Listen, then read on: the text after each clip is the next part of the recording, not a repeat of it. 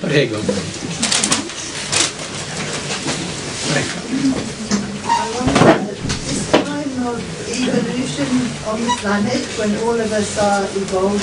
In questo tempo di evoluzione sul nostro pianeta, dove tutti quanti stiamo evolvendo,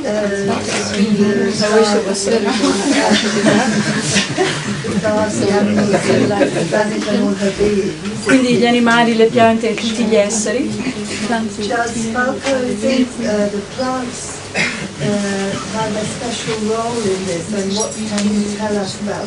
e pensi e credi che le piante abbiano un ruolo importante in questo, e se sì, certo. cosa puoi dirci al riguardo? Certo, le piante sono un po' il sistema nervoso del pianeta, hanno una connessione di immensa complessità attraverso le loro radici. Pensate che in un prato grande come un campo di calcio ci sono più connessioni che in tutti i supercomputer attuali del mondo. Le connessioni ce ne sono un'infinità, hanno altri livelli, hanno altri scopi, hanno altri motivi. Sì, per quanto riguarda l'evoluzione è un principio che al di sopra di un certo livello può avvenire solo se c'è una coscienza. Se non c'è una coscienza si chiamerà progresso, si chiamerà adattamento, nuove nicchie ecologiche, trasformazioni che hanno una durata in base alla durata di quelle stesse nicchie ecologiche e così via, ma non è un'evoluzione. L'evoluzione è una cosa che va guidata da una coscienza. Ecco perché entrano in gioco delle forze divine, paradivine e così via. Ma noi siamo lì per perdere la scintilla divina, altro che aumentare l'evoluzione.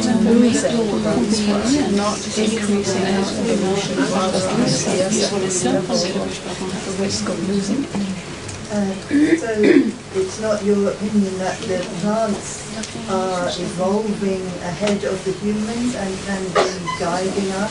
Tu non credi che le piante possano evolvere, come dire, davanti a noi rispetto al nostro livello e guidarci in questa evoluzione? Ogni specie ha il suo lavoro e in un sistema complesso come un sistema planetario le specie tra loro collaborano. Il sistema ecologico non può che essere così. Per la stessa sopravvivenza della specie c'è un'interazione continua. Il pesce piccolo mangia quello più grande, quando muore viene assorbito.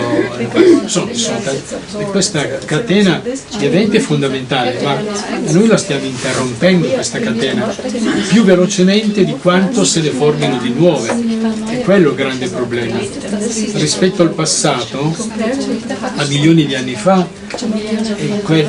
le trasformazioni che stiamo attuando sono circa 200 volte più veloci, cioè come se noi fossimo dentro un'esplosione, dentro una bomba, perché le specie non fanno in tempo ad adattarsi a quello che succede.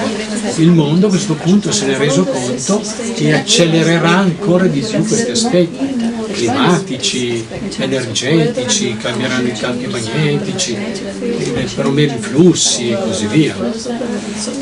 Ma è una conseguenza, non è il frutto di un'evoluzione cosciente. So just to clarify, he doesn't think the plants are evolving consciously. Quindi tu non credi che le piante stiano coscientemente evolvendo?